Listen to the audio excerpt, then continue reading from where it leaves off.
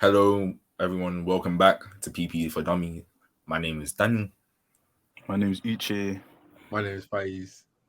and today we're going to be discussing the matter of free will. So, Faiz, can you give us an introduction on what free will is? Sure, Daniel. Also, welcome back again, guys, to our second episode. So today we're Come going to on. be discussing. Okay, Anyways, yeah. so today we're going to be discussing free will, and so free will is the philosophical concept that it discusses like an individual's ability to the true ability of an individual to do otherwise. So by saying that, it does sound a bit wordy when I say that, but what I mean by that is if someone's presented in a scenario where they have two options, it's the ability that they're not inclined to choose one or the like one option over the other.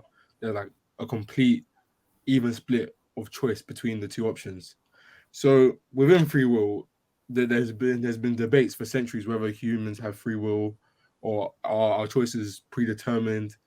Like, and obviously, discussions from within that stem into theology and contradiction. Some people would argue in theology between having free will and having like a omniscient God and things like that. But free will covers a whole spectrum, and it's essential to the study of PP because without with free will being a philosophical concept, politicians and economists and everyone has to make choices in their day-to-day lives.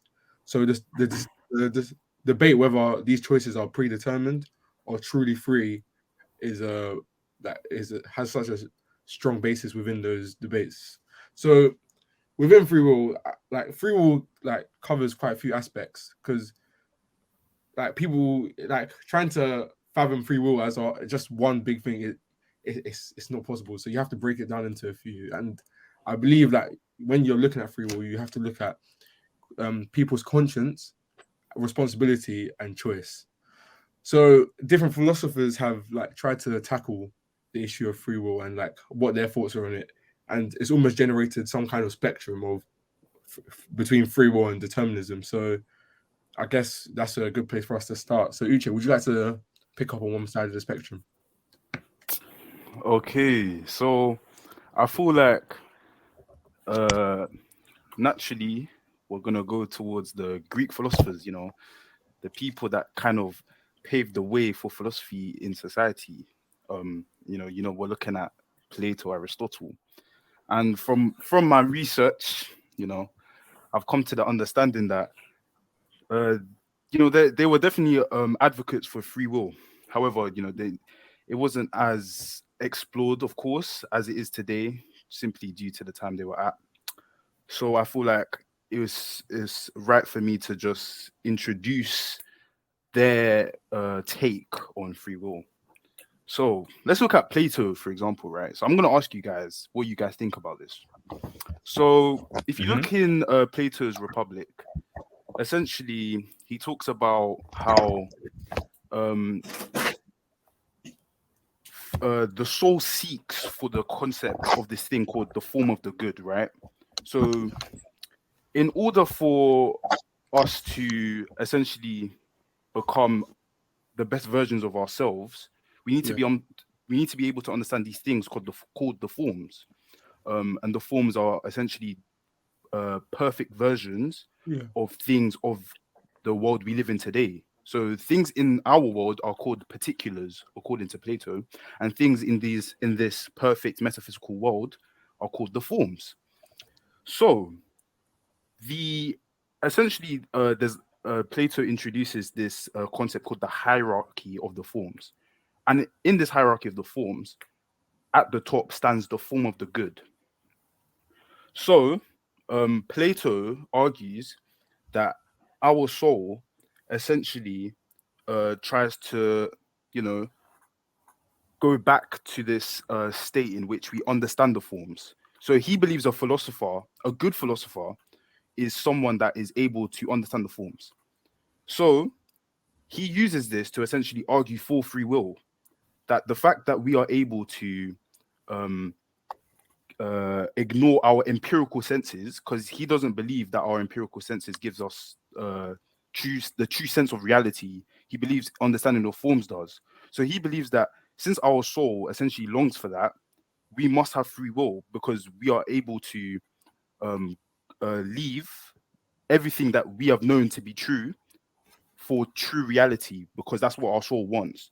So that's essentially what he argues for free will in that sense, which I personally thought that it's not the best explanation because, of course, you know, I feel like most people don't even believe the forms exist in the first place. So for you to argue that, it's not very convincing in my opinion. So I don't know. What do you guys think about Plato's take? I feel like with Plato's takes, it just raises a question of why does our soul particularly want to go to this form of good in particular, and what makes this form of good so much higher than all the other forms is like the question that argument really raises in my head. And then even just for like the average person trying to link that to free will is going to be quite hard because it's like, okay, so our soul is trying to go for this form of good, right? But why does it do that? Like, am I completely conscious of my soul doing that, or is it just a kind of instinct? And if it is a kind of instinct, is that really my own free will, or is it something created by like a higher power, or just like Mhm. how we're made and how we're formed that's kind of pushing us there? Yep, I 100% agree. What do you think, Faiz? Well, I just had a question regarding that, to be honest, because so from what I've understood is that like is Plato trying to correct me if I'm wrong, but is Plato trying to argue that we're innately like aim to be good? So when we look at the form of the good, he's not exactly too explicit on what the form of the good actually is. Okay. It's essentially just the highest form, the most perfect thing that exists. So if you have you guys heard of the allegory of the cave? Yeah. So in the allegory of Yeah, the cave, right, you know, just for the viewers that don't know, a brief summary. Basically, a prisoner is in a cave. You know, he doesn't have his he doesn't have he doesn't know what the real world looks like because he's just been in this cave, dark cave. All his senses are deprived. The prisoner escapes, comes out the cave, and he's blinded by the sun. And after he's in agony because he's blinded because he's been in darkness. He finally sees the beautiful natural world, and this is essentially to illustrate what the form of the good, the sun, that gives us vision of our empirical world, is just like how the form of the good creates.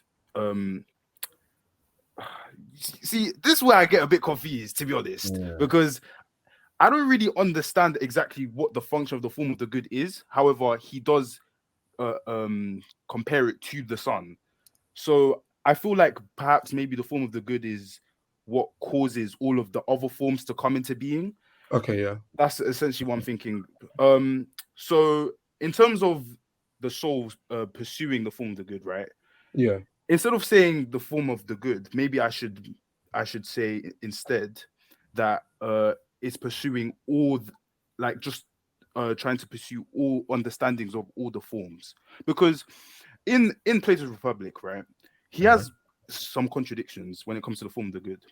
So in one book within the Republic, sorry, he states that um uh, the form of the good is the only true form, and that all other forms are essentially.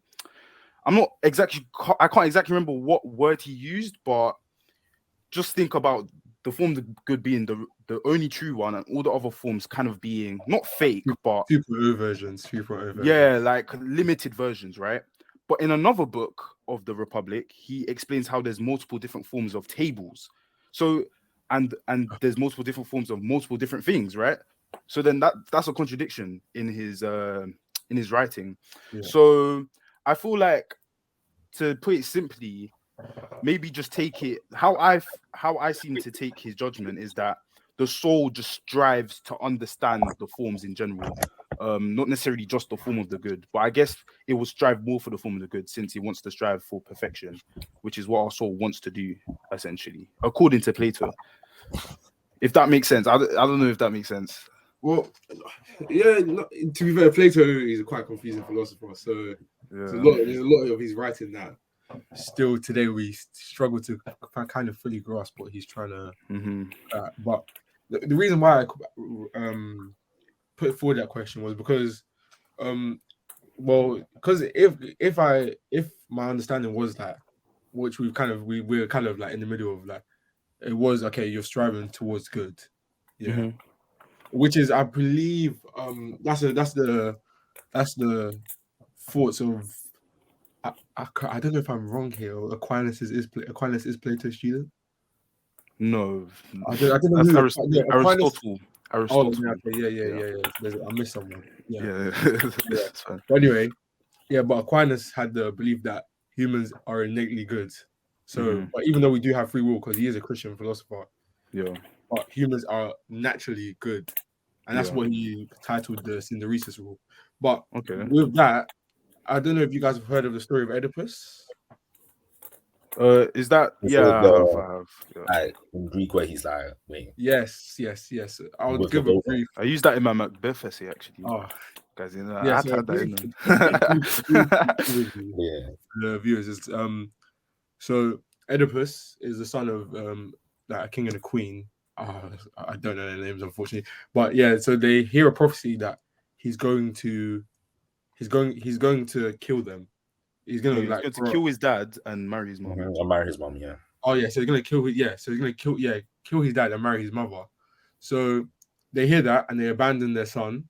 Um, and then he's found by another king and queen, and then they adopt him. And when he grows up, he believes, okay, yeah, these are my actual parents. He's like, because he was let go of as a baby. So when he like grows up a little bit, he he visits something and he wants to learn more about his like true roots, or like where he actually came from. And then where he goes to tells him that, okay, yeah, you're going to kill your father and marry your mother. So when he hears that, like, I mean, a young boy hearing that, that's kind of disturbing to hear. So Yeah, he of leaves course. the city that he's in, and Mhm. then on his journey, like out of the city, he he crosses paths with like his actual biological dad, and they come over this. A dispute arises. Mhm. I'm pretty sure. I can't remember if I'm pretty sure the dispute was literally over who's meant to be going what way. Yeah, Okay. yeah. So something's kind of silly, but at, at the end of that, he ends up killing his dad, but By he doesn't know accident. at the point that that's his dad. Yeah. Yeah. So continues on his journey, and then when he gets to when he like, I can't remember the name of the city, but Yeah. That's fine. I'll try. Oh, see, the story's leaving me now. No, I think pretty much eventually he Eventually, was He meets his meets real a he mom. woman, meets his mom, but yeah, doesn't know his doesn't mom, know his mom, Yeah. and like and he just marries her. He marries yeah, her. they Yeah. fall in love and then So he marries with that story, that firstly, how could one soul naturally like how could one soul like go and take them to do bad? Firstly, so that idea of them being innately good and having free will at the same time, like, doesn't make sense. Like, it's contradicting. And then Mm. secondly, it kind of removes the whole idea of free will, because even though he was let go of as a baby, at the end of the day, he still ended up killing his father and marrying his mother. So kind of supports the idea that everything's determined, which is her. like one of the, I believe, Yeah. one. I'd say yeah. Like that play. It's a play, right? Yeah. That play is definitely like honestly the perfect representation of what determinism is. If I'm being completely Yeah. honest. Um. But yeah, like But yeah, then that's Plato. determinism is split into two, isn't it? Because you have like hard determinism, soft determinism. Yeah. Yeah. Yeah. Um. Should we go into that? Or I would like to give another perspective. I don't mind go after. on. Yeah, go on. Aristotle, Plato's student. Yeah, the one I forgot. Yeah. So Aristotle did like to reject a lot of Plato's ideas. However, he did actually agree on Plato in the sense that we do have free will, and he denied, determinism, right? So his answer is a bit more logical, but even at that, it's a bit, a bit iffy. So essentially, he argues that the reason we have free will is because of the fact that we are just able to uh make decisions by ourselves, right? Yeah. Which is kind of like, okay, yeah, but that doesn't logically come to the conclusion that we have free will. So in his book Nicomachean Ethics, yeah, he essentially says that we are um the father of our actions, and our children are our actions, right? Yeah. So we determine our actions, because because there's nothing there to stop us from choosing another option to what we want to choose. But then it just comes to a whole philosophical debate about whether, like, what makes you, what, how do you know it's you that's like, how do you know there's no external factors that is making you want Affecting to your choose that decision. option? Yeah. Yeah. And uh Aristotle never really reconciles that, to be honest. Um Like, to be fair, like for example, today, yeah. Okay. Okay. I don't know if this is kind of a childish example, but if if it's a very hot day, mhm, right, and you decide to have ice cream, yeah, mhm, don't wouldn't you say that because it's a the fact that it's hot, you didn't choose it to be hot, mhm. but the fact that it's hot has made you decide to make has like led to you having that decision of like or having ice cream to cool down. So like, Yeah. is that are you truly free in that decision? Mm. What do you think about that, Daniel? Well, I'd like to add to that with another theory. What's it called a nudge theory. It's a theory in behavioral Come on, economics, economics. which what's it called? That pretty much theorizes that you can influence people's decisions by creating a what's it called like a sort of atmosphere or environment around them that pushes them what's it called towards a certain decision. And there's a certain group what's it called within the government called the nudge unit, right, that pretty much employ this theory and try to influence the public's decisions on certain things by what's it called through different what's it called like schemes, such as using media to kind of like what's it called portray certain news and bring it into the eyes of the viewers and hide other ones. So like what's it called obviously change public behavior into doing things that they deem is good for society, such as exercising more. A really big one was during COVID, like washing your hands, a lot, hand sanitizers and all of that, right? So, Mhm, and I feel like that links with free will because maybe as what's it called as a citizen, you feel like your actions are like your own free will, like you're doing everything of your own free will, mhm. and you, every decision you make is solely because of you. But when you look at the Yeah. bigger picture, is it your free will or is it what's it called the free will you think you have that's being influenced by someone else who has more power over like the environment to kind of shape where they want you to go? Mm. I feel like that's very interesting. That's very interesting. I feel like my take on that would be, you know, essentially, um, there could be an external, thing that's shaping or convincing you to do a certain thing, but at the end of the day, right, you still have the choice of whether or not to do another thing. So in terms of the nudge unit I'm talking about, that's why Mhm. it's not 100% successful, Yeah. of course. However, this is where when we look at the wider discussion of things, because we don't know about, maybe the nudge unit of the universe, right? Because we Hmm. don't know of, an extra, a transcendent A being high. that is Yeah. perhaps able to nudge us in different ways, but we are under the illusion that we are making our own choices. That's what we don't know, and that's why I think the argument between determinism and free will comes from. And Mhm. I'd like to talk about Aristotle. Like Aristotle also develops on his point, stating that the reason why we have free will is because our actions are essentially the result of our character. Yeah. So our personality, etc. Like, the reason we do certain things is because of our character and what we've brought up to do. Of course, there's factors contribute to that character, but at the end of the day, it's still our character, and that means the actions we do are through us. So what do you guys Mhm. think about that? Because I personally think it's a thing. It kind of raises the question of what determined your character, right? If Yeah. something determined your character and that character determines your actions, then are those actions really coming straight from you? If that makes sense. What do you Yeah, guys yeah. think? Personally, I like to view free will as more of on a spectrum, if that makes sense, Hmm. in how much free will we have to make a decision. Yeah. Um, Instead of it just being a question of do we have free will, yes or no.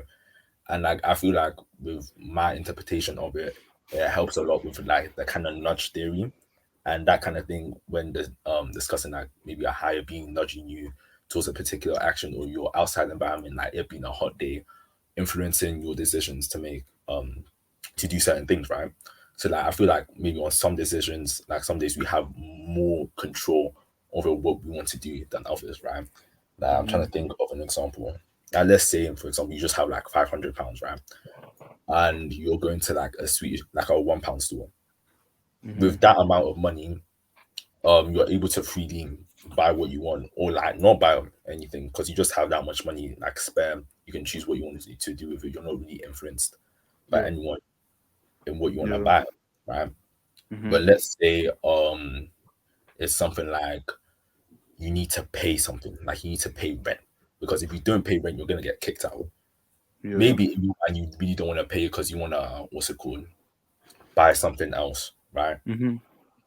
You want to buy something else that's beneficial, but due to outside factors that aren't under your control, that maybe your landlord's raised rent, so now maybe you're budgeting for something, but now you can't budget as much because of an outside factor, and now that's influenced your decision to using maybe dipping into a bit of your savings to now pay your rent, even though Yeah. that's a decision you don't want to do. You're influenced to that decision by Yeah. outside factors.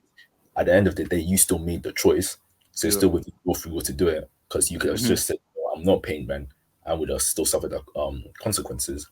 Hmm. However, the outside factors, you're more strongly pushed into one decision. So instead of it being like a 50-50 split, where it Hey, could go Daniel. either way, it's more of a 90-10. Yep. Hmm. Sorry to butt in, but like, could you argue the other way? Because let's say you now go into this £1 shop with £500, that kind of like feeling that, oh, I have £500 to spend and I could buy what I want. Is you're more you feel like that because of the money you have, which is like an external factor. Mm. And I can see your argument that, and I would counter argue that when you're not really tied down by anything, what influences your decisions, like what AJ said, like your personal character, right? If you're someone who likes to spend a lot, right, that give like that feeling of spending a lot, buying a lot gives you joy. Then obviously you're gonna spend more when you have that excess money, right? But if you're someone who likes to save a lot, you don't really like to spend much, you don't really buy necessities and a few luxuries, but overall you don't really spend like that, then you're gonna spend less.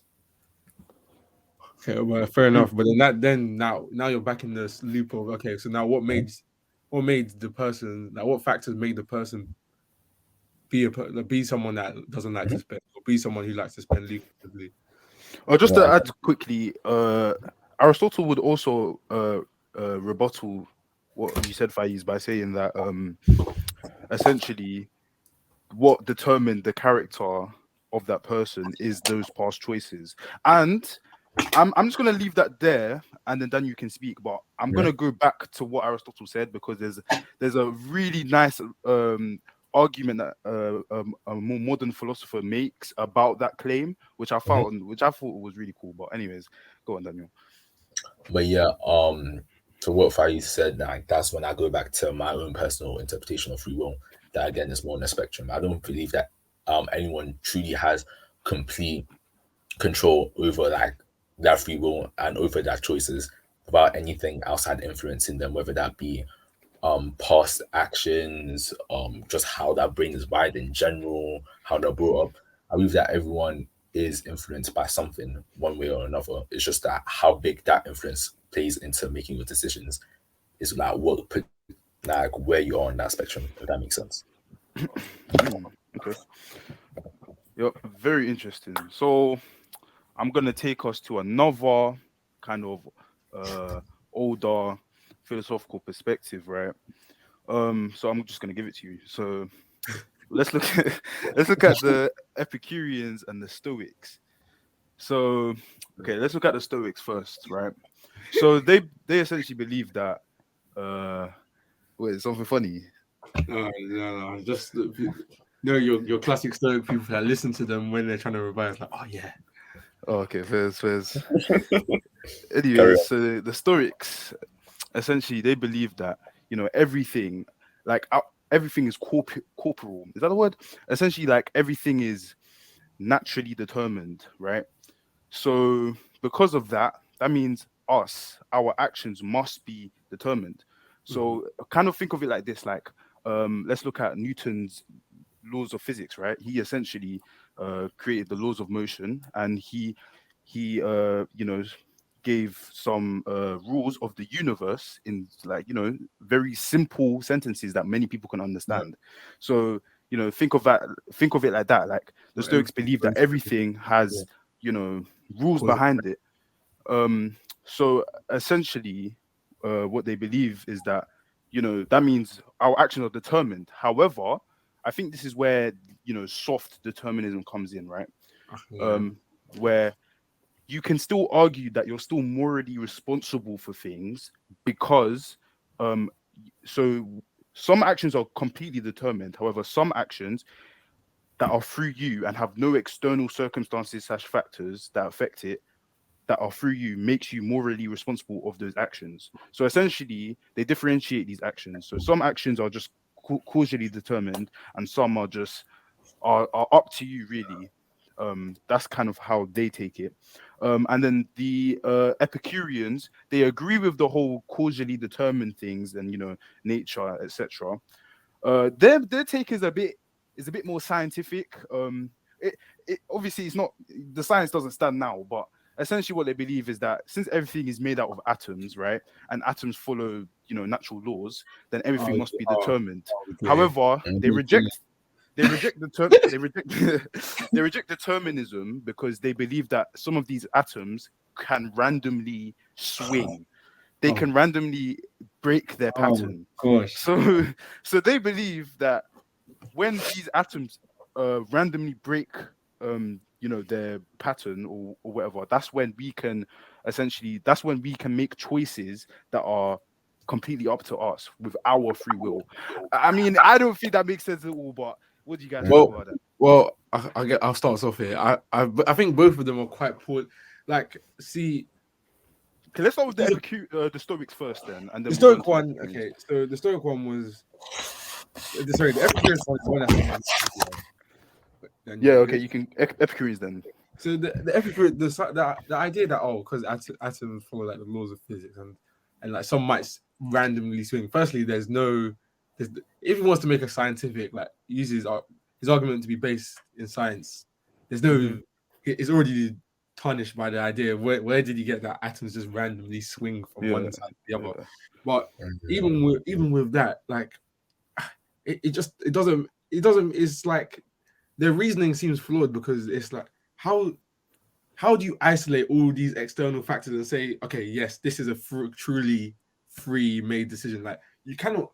There's so many things, so many factors that affect a decision that we Hmm. can't even like. You wouldn't be able to list them. So Hmm.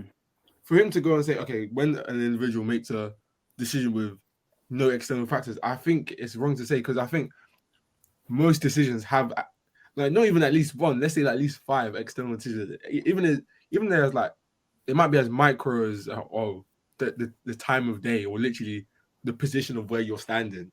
It Hmm. might be as small a detail as that, but at the end of the day, it's still an external detail. So Hmm. I, the logic that or the reasoning that so when you get to a situation where and I guess that applies to the Stoic idea as well, where when individuals truly free, then okay, you could argue that there's free will present there. But so for unless they were able to isolate, which I think is impossible, every single external factor and say yes, this is not present at this moment in time, and it would only be for a split second because literally the minute you make one decision, like let's say you're crossing a road, yeah, the minute you take a step onto the road, external Hmm. decision, like there's an external factor like of okay, there might be a car coming. How fast am I going to cross the road? Like things already start influencing. So it doesn't seem like a very rational argument to me. Hmm.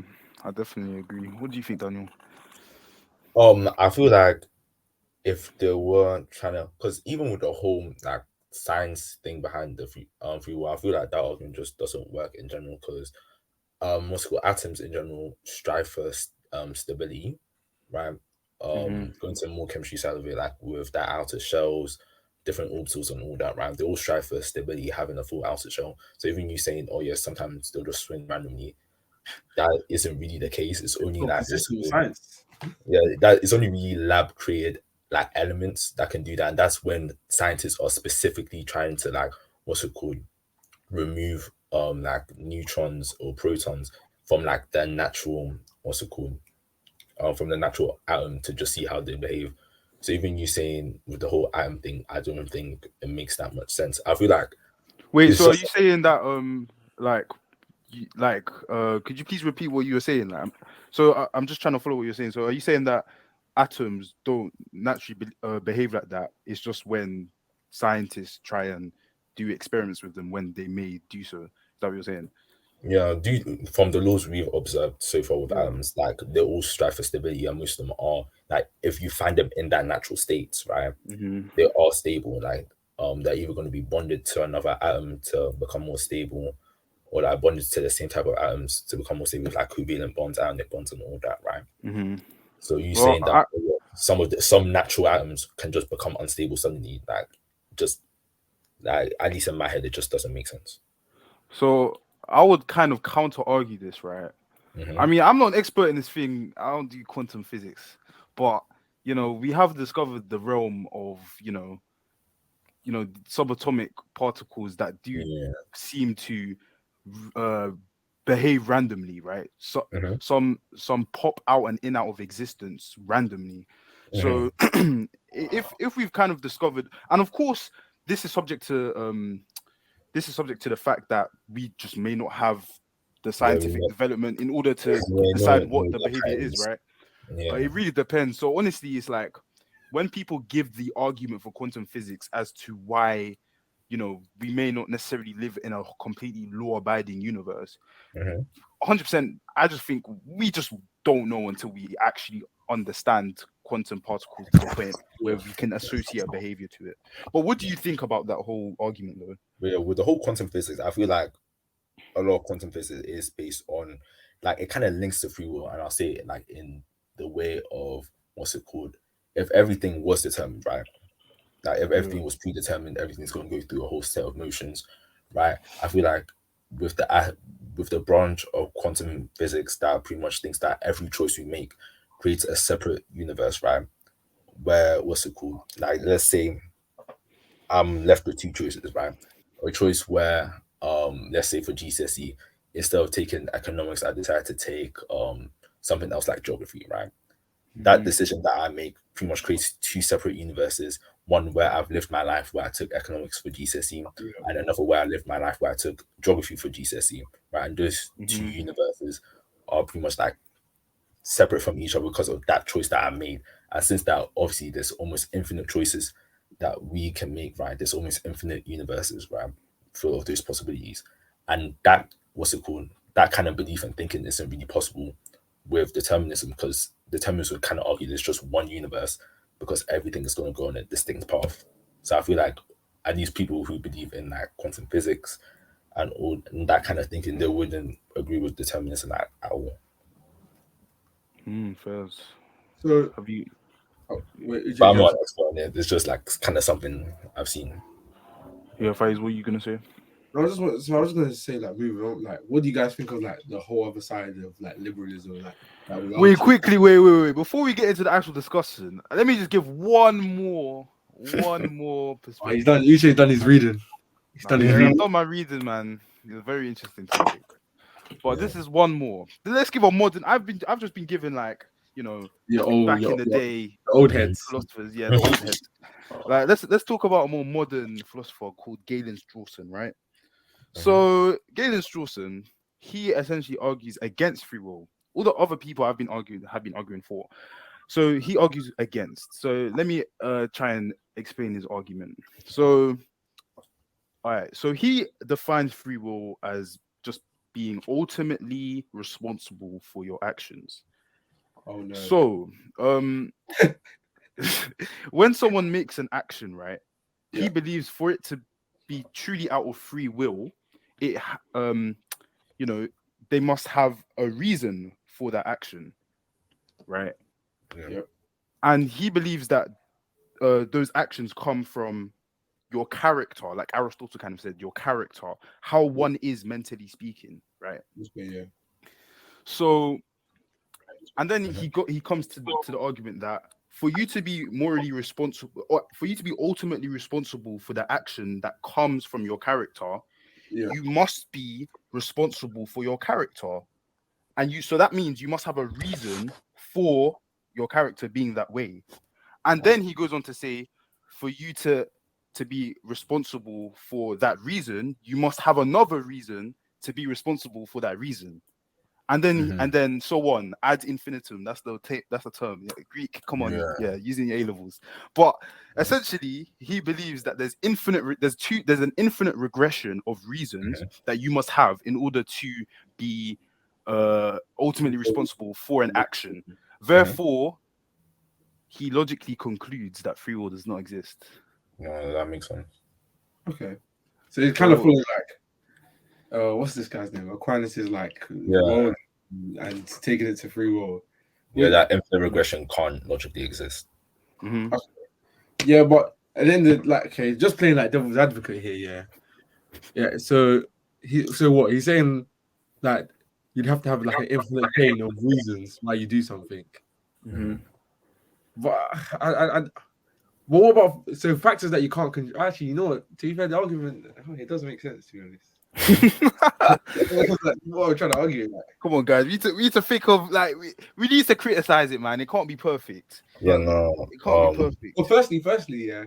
If we're gonna criticize it, his whole argument stops working the minute that because this is all based on the assumption that there can't be an infinite regression. It's all based on the assumption. This is a starting point. So he's assuming that, but what if it just is what if sometimes you just have to take things for what they are, and if it just is that there is, then the whole argument fails.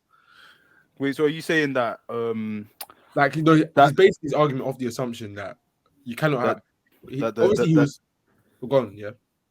So are you saying that he's basing it on the assumption that there has to be an infinite regression? No, you said that he said there isn't one. There can't be one. Yeah. Yeah. So what if there is though? Oh, well, I feel like he would probably say that, I mean, you would know if there is a reason. Okay, if I do something, I have a reason for it, right? Yeah. There's a reason. Actually, model it. It's true. It's true. You're not necessarily going to be completely aware of the reasons you do certain things. Yeah, exactly. Therefore, you can't be completely sure that there isn't an infinite regression of reasons.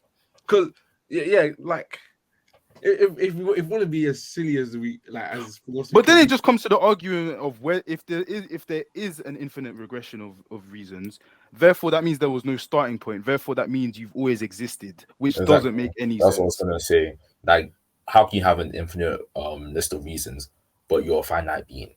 You were actually born. It's not that you've always been. No. But then that's what I'm saying. With philosophy, you could be your chain of reasoning could be so loose, it could follow so many paths though.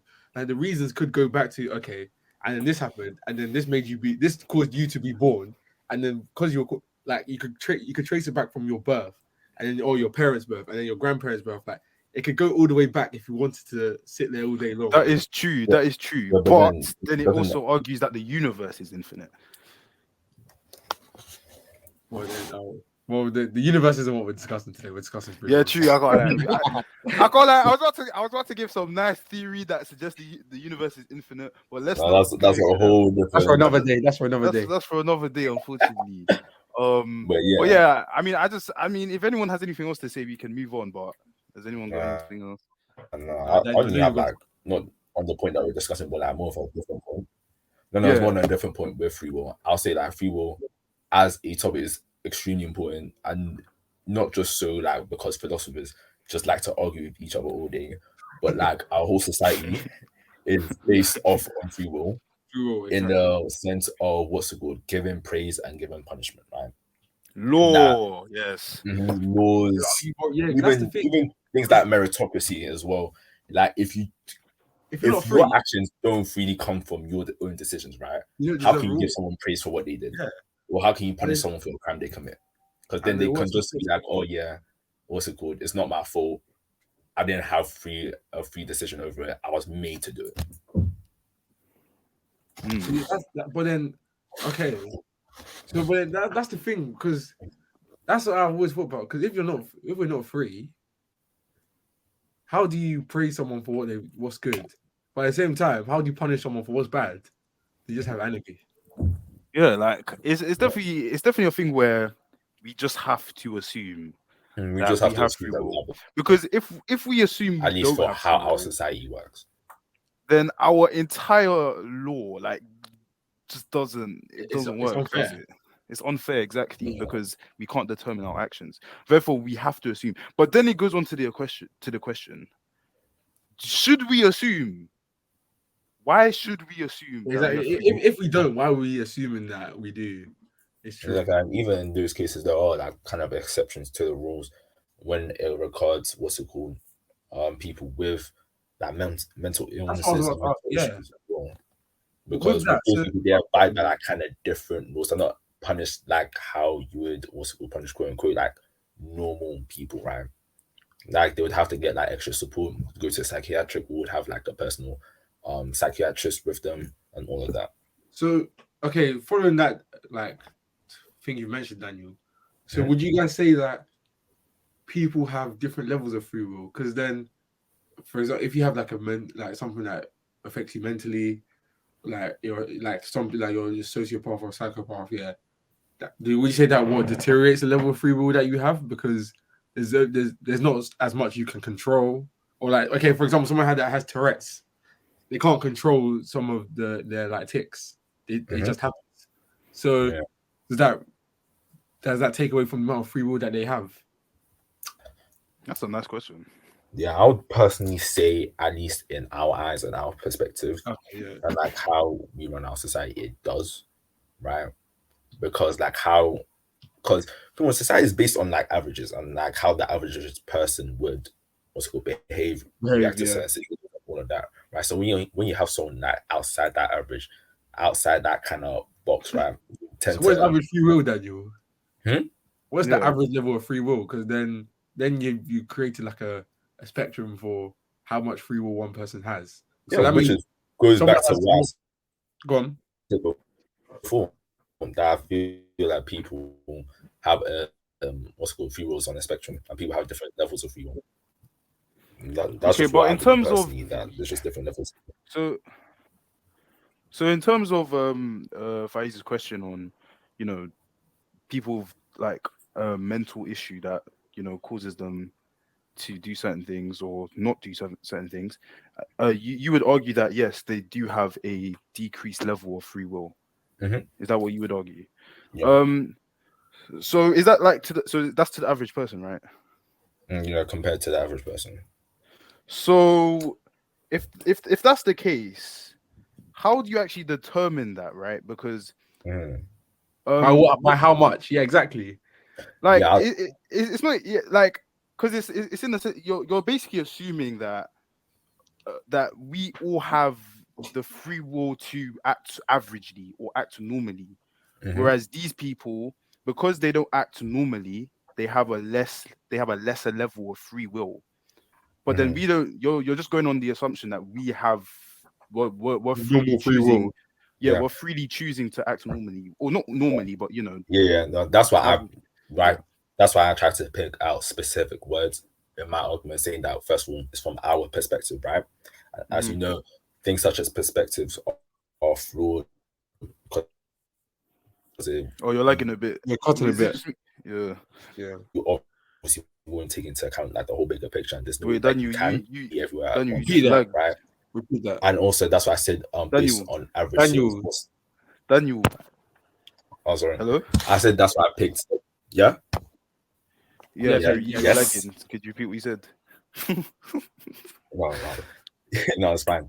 But yeah, no, that's why I picked what's it called, like specific words with like what's it called from our perspective, right? That we can only say what's on average or what we think is average from our perspective. Because obviously we don't know everything. We're not going to be everywhere at once. We can't see everything at once, right? So our view of the world is obviously going to be flawed, and it's from that flawed view of the world that we make our society from, right? So I'm not saying Yeah. that what's it called, my system is perfect or my way of thinking is perfect. It's just from my perspective, what I've seen, what I've grown up with, and even at a certain level, you can see what's it called, the argument that I'm bringing today is determined by outside sources and outside actions that are out of my control, right? Mm-hmm. But yeah, so even based on that, and even on what the average person is, I feel like what the average is like, you just collect a whole. It's very hard to say, but it's just maybe just basic maths that what's it called, just based on numbers, how many people right out of a population will act a certain way, and then that largest majority is just going to be the average. Maybe it's Okay. not No, really but how do you representative determine of everyone. acting a certain way though? Yeah, that's what I'm saying. Because free will is such like a like the decisions on people is so random. Hmm. Mm-hmm. I don't think there'd be so many options people could. How would you like? You couldn't conduct that experiment unless you No, Especially because there's a lot of abstractness when it comes to yeah, choices, and you yeah. can't associate a number to it. yeah. I'm trying to think one way you could try and do it like mathematically, if that can make sense, right? And I think one Yeah. way of doing that is through a Monte Carlo simulation, Oh, right? What's it called? Which is basically a way of simulating random events. What's it called?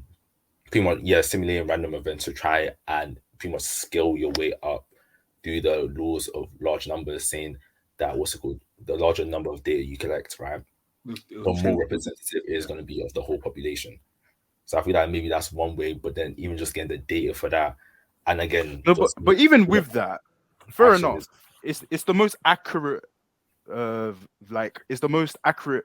We are able to to get Achieve. of an Yeah. Mhm. estimation, but that estimation can still be completely way off, even though it's the yeah. most accurate So we can possibly get.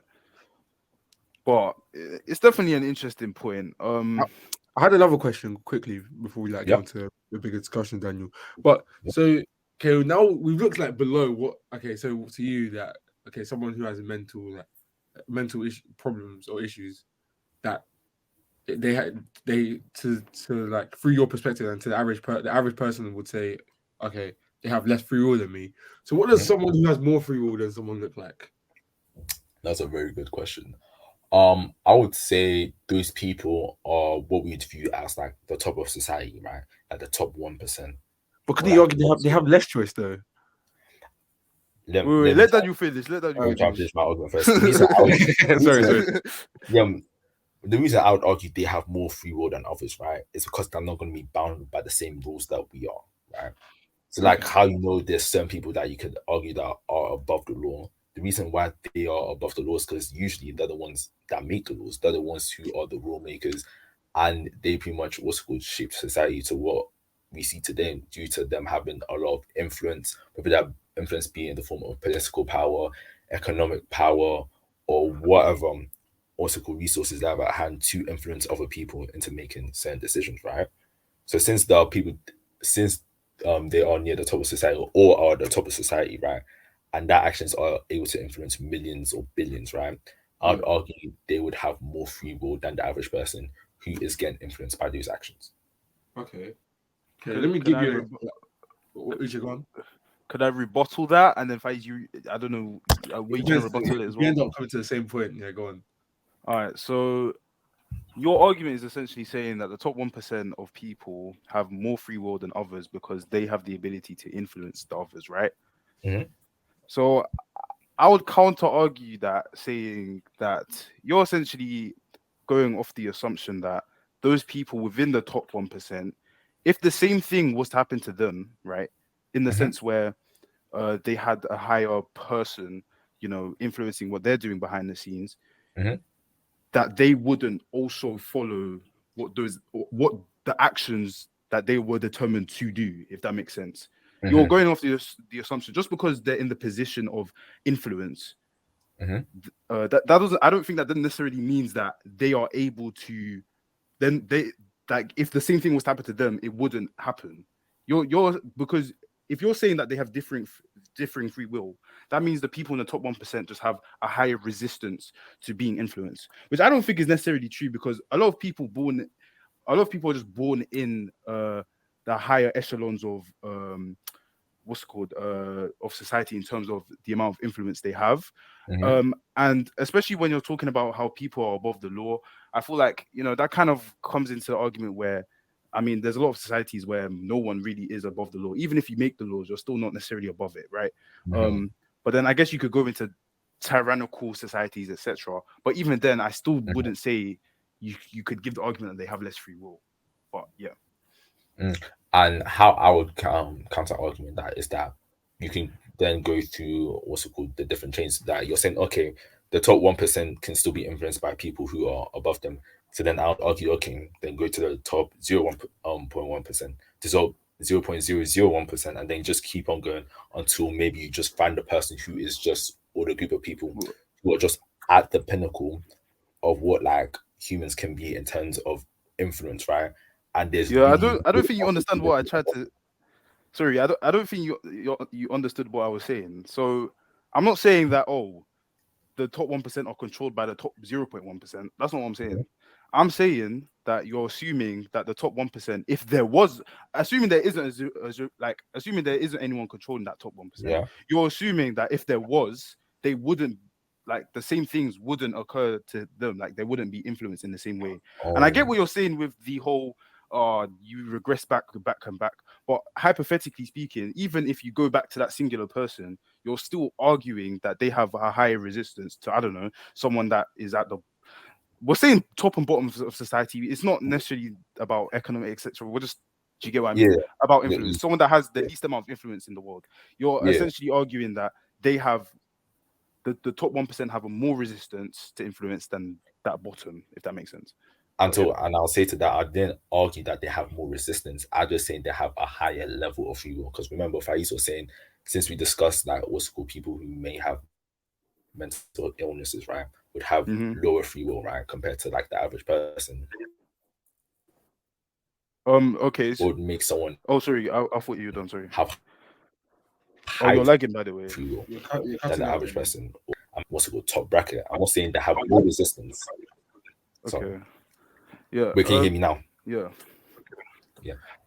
Say that they have more resistance. I just said that they have higher levels of free will compared to an average person. Maybe hypothetically, if there was a person above them, then they would be like in a similar position or have the same level of free will as like said average person, right? But even then, I'll still argue that they would have, even if there was someone above them, right?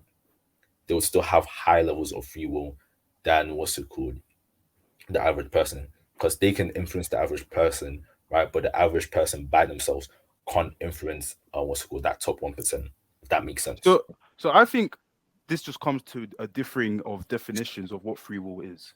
Mhm. So because I'm essentially arguing what free will is just the ability to do Do otherwise. otherwise, as in yeah, like the ability to do otherwise. Whereas I feel like what you're arguing what free will is that well, I don't want to give a definition of what like what okay, what Mhm. do you think free will is? Because I don't want to like I feel put like words in your mouth. my definition of free will is what's it called? You say it's the ability to do otherwise. Whilst Mm-hmm. I would argue it's what's it called? What free will is just the ability to have the least amount of outside influences influencing your decision. Because I don't personally No, believe but that but there's no way you can't be influenced by something to make a certain decision. wait, so you're saying free will is the least amount of what? The least amount of outside influences that push you into making a certain decision. I don't really understand how that can be a definition of free will, though. Because Because It because can I if you don't say be. someone personally, has free I will, mean free are you will t- in the what's called loose, because I don't personally believe you can have true free will. okay? That Okay, I so you're believe saying that free will is that the highest essentially amount of just free will you can have. is when you have the least amount of external factors that are influencing you, right? Hello? Yeah, in what's it called? in a what's called realistic sense. Yeah, I'm saying that in a realistic sense. But like theoretically, free will is just like you said, what's it called? The ability to just make decisions on your own, just based on you. But I don't believe that that's possible in real life. Okay, so you don't believe that? Okay, fairs. Yeah, then I guess it's there's no point then because it's like fair enough. The people in the high echelons, yeah. If you go with my definition of just being able, the ability to do to oh I even forgot, To do the otherwise. ability to do otherwise, right? Yeah. If we go with my definition, then well, everyone has similar levels of free will. It just depends on your resistance to influence. Whereas what Yeah. you're saying, when you apply it practically, you're saying that it's just about the amount of external factors that affect your influence, Affects you, which makes yeah. sense. But yeah, has anyone got any other points to raise? I'm so like invested in you guys' discussion that I've forgotten what I was gonna say to Daniel. But Oh, my bad. as I'm thinking off the top of my head, with that, just like a couple of critiques with Daniel's like line of argument. Firstly, with your argument, you're gonna have to quantify like free will on a scale, which I don't Mhm. think is possible. Because Mhm. even though and oh yeah, now it's put back to me. With your argument First, about people have like okay, so let's say you got to the top 0.0001%, yeah, of people in like in regards to influence and like how much resistance they have, Mhm. yeah. Wouldn't you say like there's a kind of like a balance? Like even though okay, yes, they're not you say oh they don't have to follow these rules because they're so and so, so their free will is enhanced. But at the same time, can you say it's prohibited in other ways? Because like for example, like the influence they have restricts them from what they can do. Like I'm not okay. I'm not a nobody, but what compared to the prime minister, yeah. If I say something, no one like. There's not many people that it will affect because of what you said, like how like the influence I have. Yeah. Mhm. So I'm more free in that aspect. I can choose to do that. If the prime minister says something that's not Mhm. correct, there's a lot of backlash that will come with that. So he's more inclined to say something else, which wouldn't you say prohibits his free will? Mhm. yeah, I definitely No. agree with what you're saying, Faiz, because I feel like it depends on the society you live in. Because I feel like with Daniel, he's assuming that you know, I feel like he's kind of going into the direction of a society in which the upper echelons of I don't know how to pronounce that word of society, you know. They're the ones that completely like they're the ones that govern the lives of the ones in the lower echelons, but they may not necessarily be subject to that same influence. Whereas if you come from a more, a society like the UK, for example, I mean, yeah, the people who are higher up in terms of influence, like government bodies, etc. Yes, they have more influence over the average person. However, they are still subject to that influence, if that makes sense. Like they're not Yeah. above the law. No one's above the law in the Yeah. UK. Yeah. But I mean, yeah, like No, is I we don't. want to leave. I want to leave. To be fair, it depends if anyone comments, or even if they don't comment, just leave them with the thought. Because we before we start recording, we because the time's kind of longing out a little bit. But so Uche, remember Uche and Daniel mentioned before we start recording that if a serial killer who was a psychopath, yeah, so you're in a scenario where there's a serial killer who's a psychopath, yeah. Wait, Uche, can you finish it off before I say something wrong? Because obviously I don't want it to be said the wrong way. So Yeah. by the way, what we're about to, like, don't worry, it's nothing crazy. It's just Yeah, no, it's not that just know bad. Yeah, just know it's like it's not our opinion, it's just a scenario, and we're just gonna play both sides of the Mhm. argument. All right. So Yeah. essentially, the scenario we were thinking about was, you know, okay, you have a serial killer. He has a mental Okay. issue. I Mhm. don't know the differences between the different like psychopaths, socio. I don't know, but he has something in a chemical imbalance in his brain that causes an like a unbearable urge to kill people, right? Or Mhm. just to do immoral things, that we cite as immoral, right? So they have the urge to do that. They go on and kill X amount of people. Would you say it's wrong to have empathy for someone like that because they didn't choose to have a brain like that. They didn't choose to have that mental chemical illness. imbalance. Hmm. Like, what do you guys think about that? Well, I feel Who wants? Would you want to go or? yeah, no, I don't mind going first. Okay. Yeah, because I remember I was Yes? discussing this with Uche before. I'll say for me it would depend on kind of what side I'm viewing this on. Like let's Yeah. say I'm a complete outsider, right? Compared to if one of the people that the serial killer killed is someone that I know or someone that I'm close to, right? If I'm a complete outsider, there might be a little bit of empathy if I know the whole story, like saying, oh yeah, I know that what's it called, there's a chemical imbalance in his brain. Like they've done the MRI scans and they knew that something in his brain is just not right for him to be doing these actions, right? Hmm. And that gets explained to me. And as a complete outsider, I don't really have any attachments to the people that he's killed except from basic human empathy, right? Then I would empathize with that serial killer a little bit. Yes, it would be uncomfortable for me to do so, but I'll still empathize a little bit, right? But if it was someone that I knew, like let's say this serial killer killed one of you two, right? Then Oh, in you care that that much about us? Like, oh, there's- in that instance and in that scenario, I would have zero empathy for that serial killer because it doesn't matter how much you're going to try and explain it to me. I'm just Yeah. not going to understand why they would do it. Oh. I care about and derive pleasure from it. okay, yeah, that's a good point. What do you think, Fariz? Well, to be honest, I haven't because I've had this discussion, and to be fair, this is where like my knowledge is kind of limited. But so I think the difference between like a psychopath and a sociopath is like a sociopath can like adapt to society, like behave in according to the society they're in. Yeah, but a psychopath completely they just do not conform to like how society behaves.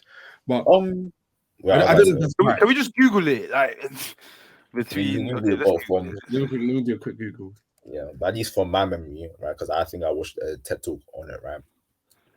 Even with the definitions, a psychopath is more so born that way, whilst a sociopath is kind of brought up in an environment that what's it called forms them to be the way they are, right?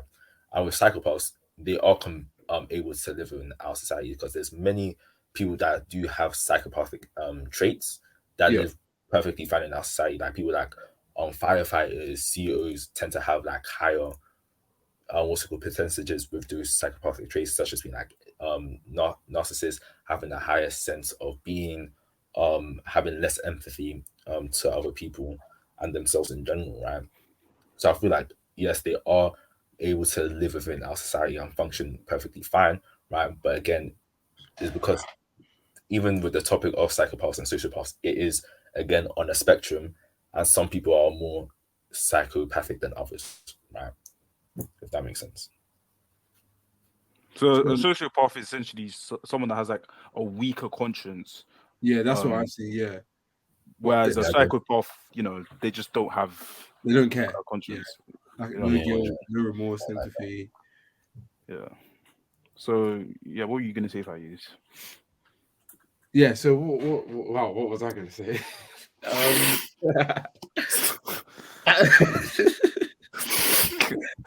wait, wait. um, No. Wait, no, it'll come to me. It'll come to me. It'll come to me. Okay, what? yeah. So yeah, I remember. So with a psychopath now, let's say now they're a serial killer. Where does the psychopath is it like an urge? Because to me, it will be like, okay, there's an urge to like okay, yeah, I need to kill this person. Like, I just need to. They've done nothing, but I just need them gone. yeah, like you just need to get out of your system. Yeah, Mm. but like it's acting on the urge that's actually made them die. So I feel like yes, like I they're still a human being enough to recognize that there's this constant urge to just get someone out, or like take someone out and just kill them or beat them or do whatever. So are they not human enough to recognize that and like go ask for help? Because Okay. I feel like there's the urge is different to actually doing it, and actually doing it is what makes me think they don't deserve any empathy. Okay, let me play devil's advocate. Yeah, I yeah. view discretion and I In don't know, advance. but just know like this ain't my opinion. This is me just counter arguing, right? Playing a devil's advocate. So essentially, I would like okay. Some may argue that in terms of psychopaths, right? Because they don't have a moral compass, they can't understand morals. They don't understand it, right? And thus, that urge that they have to, like, let's say they like killing people, they want to kill. That urge they have to Yeah. kill someone is like it's a thing where it just like it wouldn't make sense in their head for them to not kill the person just because society tells them not to, because they don't understand morals. They don't have a moral compass, right? Therefore, that means that urge is way stronger than, I don't know, a normal person. A normal person, I would hope, doesn't have the urge to kill someone, right? But a Fun fact. Fun fact. psychopath would Fun have a fact. very large urge. Hey, I have a fun fact. Well, what's your fun Apparently, fact? I'm pretty sure. Oh, no, this is the thing. I might be wrong, but I'm pretty sure I read it somewhere. You know that everyone there's apparently everyone goes through a point in life where they feel the urge to kill someone. Really? Yeah. No, that Like kind a of makes strong sense. urge, like a No, strong no, urge, it or might just not be a like, strong urge, okay, I want to kill but this there's person. just like a slight. It might be a fleeting thought. I should just kill this person. No, no. It makes sense. It I makes mean, sense because probably, that. yeah, Yeah, probably. you know how some people are, like say like expressions like, "Oh, I'm just gonna kill you," because like someone like really annoyed them. Yeah, Yeah, it's Or, like like, might be like it's probably like that 1 second in your mind where there's like a Mhm. fleet. It might be a like fleeting you just thought. Yeah. forget your morals, Yeah, you which just is forget fair your enough. emotions, but then you just come I'm back just, to I'm just gonna reality. take them out. Yeah.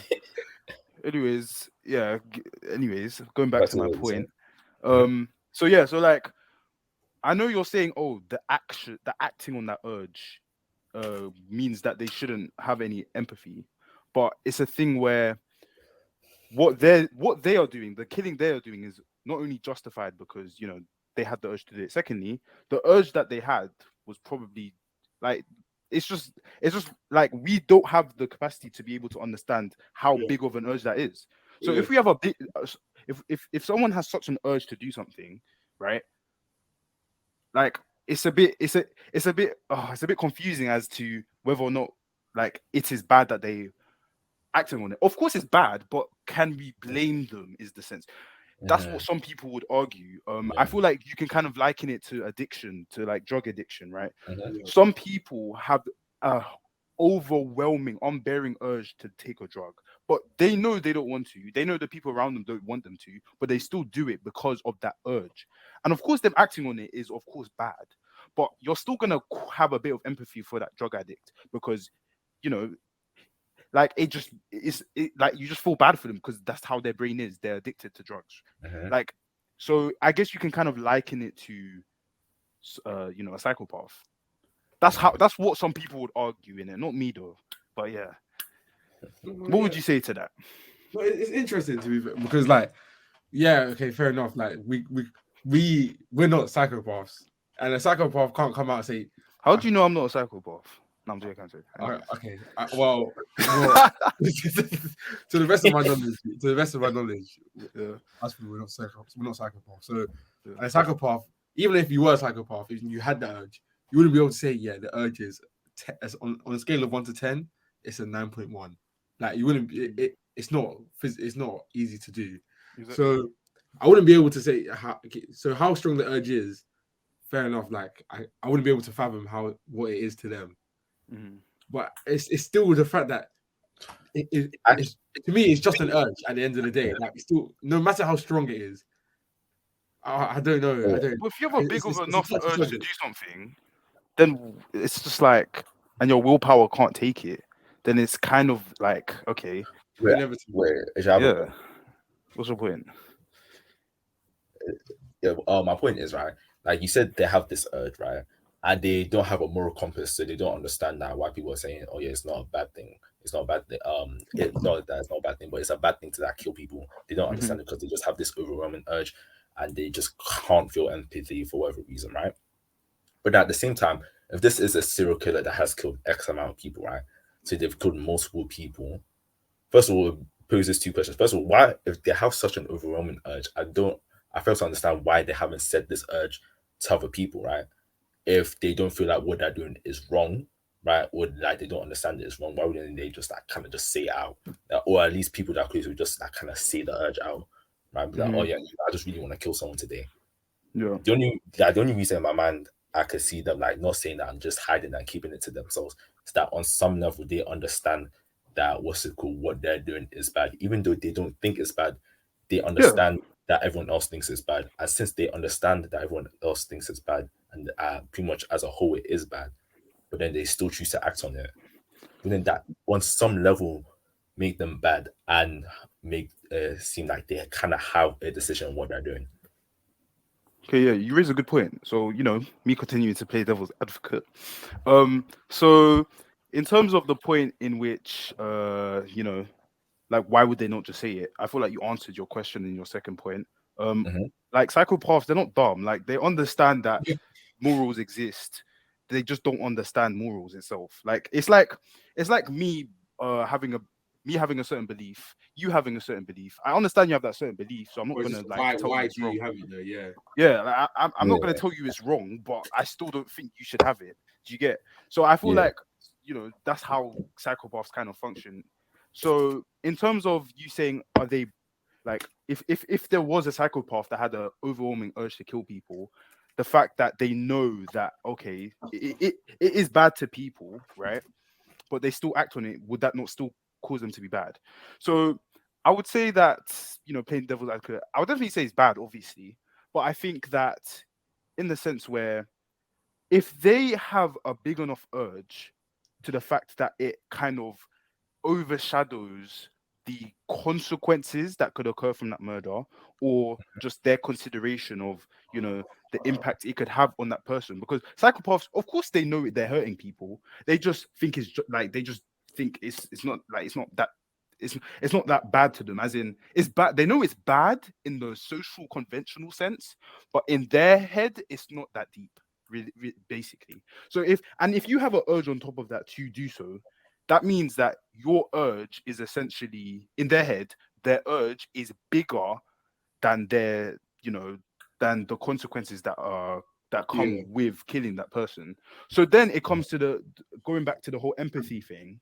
Then it's like they didn't choose to have such a big enough urge to, or they didn't choose to have that kind of line of reasoning in their head, or to have that big enough urge. Did they have the free will to choose so? That's where I feel like the empathy, where some people might empathize with psychopaths because they didn't choose to have that type of brain. I'm sure if you ask the sociopath or psychopath, oh, do you wish you could not have the massive urge to kill people? I'm sure they would say yes. I'm sure they would, because they know they wouldn't want to go to prison. They don't want to, I don't know, some states they don't want to get the death penalty, etc. Mhm, So I feel like it all just comes back to if that urge in their head, they didn't choose to have that, right? So mhm. that's Okay, and back to your point, right? So you say that obviously not that my that point, but oh yeah, yeah, yeah, back to the point that you're what's it called rising, right? yeah, Sorry. yeah. You say that what's it called, that urge to do it is bigger than the consequences, right?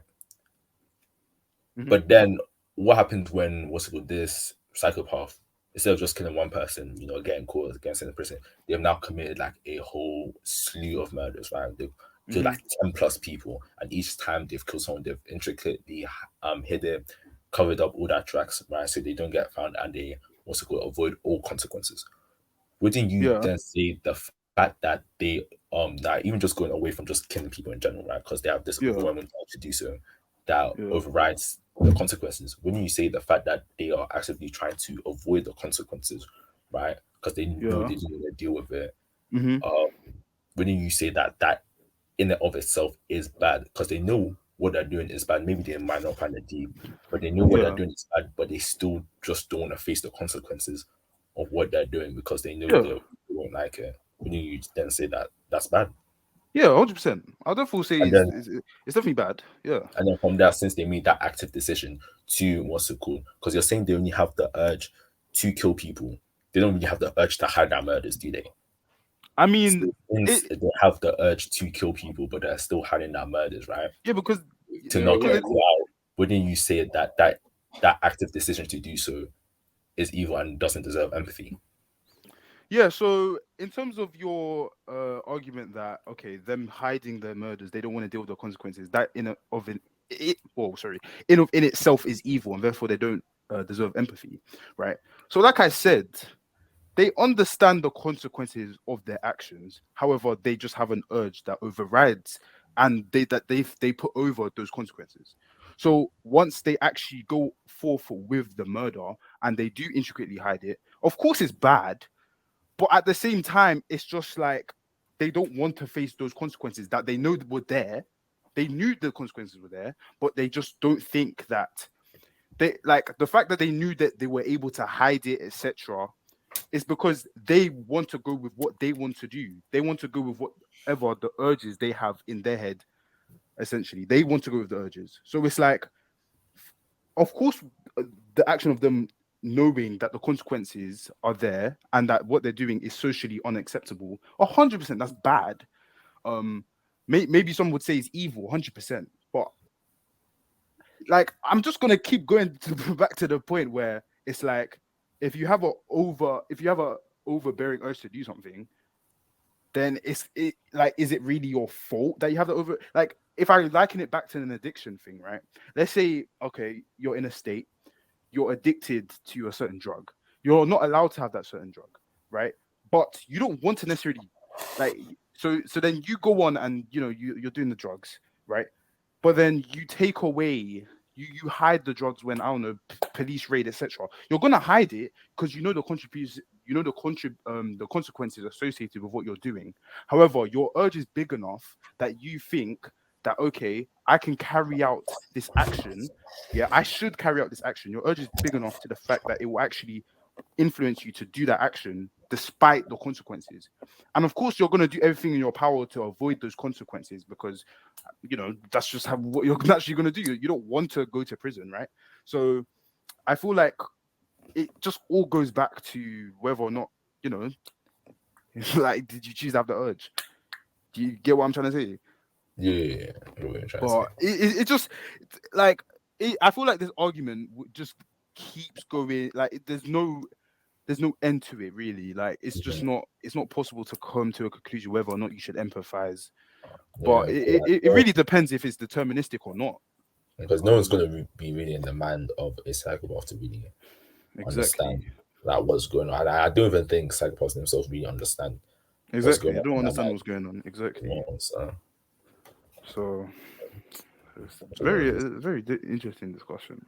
yeah. But has anyone Guys, got anything? Yeah. I think we need to start looking to wrap up. We're at an hour and 20 minutes. Yeah, Yeah, almost. I think we need to wrap up. We need to start wrapping up. But yeah, like just a It's been a quick brilliant discussion, summary. though. Yeah, brilliant discussion. Yeah. Just a quick wrap up of what we've talked about today. We talked about early philosophical perspectives on free will. A brief introduction to what free will is. We had a discussion about um uh the different arguments against and the different arguments for free will. We argued Oh, about how free will is the like essentially the foundation of our law and whether or not we should have the assumption that free will exists. We had a discussion about serial killers having the urges and whether or not it's their fault. So yeah, like it was definitely a very good episode today. Make sure to like, subscribe, leave a comment, etc. And we And yeah, apologize. We apologize. apologize for the wait. Oh yeah, yeah. for the wait. Well, Sorry. ask me when the next episode was. Surprisingly, Yeah. Hopefully we'll be more consistent. Hopefully we'll be more consistent. And also hopefully next episode we have a more uh political episode, and we may even have because we're trying to bring in students, right? So if you think you can come on the podcast, talk about something you're passionate about, shoot me a message on LinkedIn or in the comments, etc. And you can come talk about it because I've thanks for the support as well. I've been getting like DMs on my LinkedIn and stuff, but Thank you. yeah, Doesn't like yeah. So if you want to talk about something, just shoot me a DM and we'll sort it out. So yeah, myself. yeah, man. So Thank yeah, you. hopefully next Thanks for episode, listening. Nigerian politics. Yes. All right. You know what? All right. All right. Bye. Right.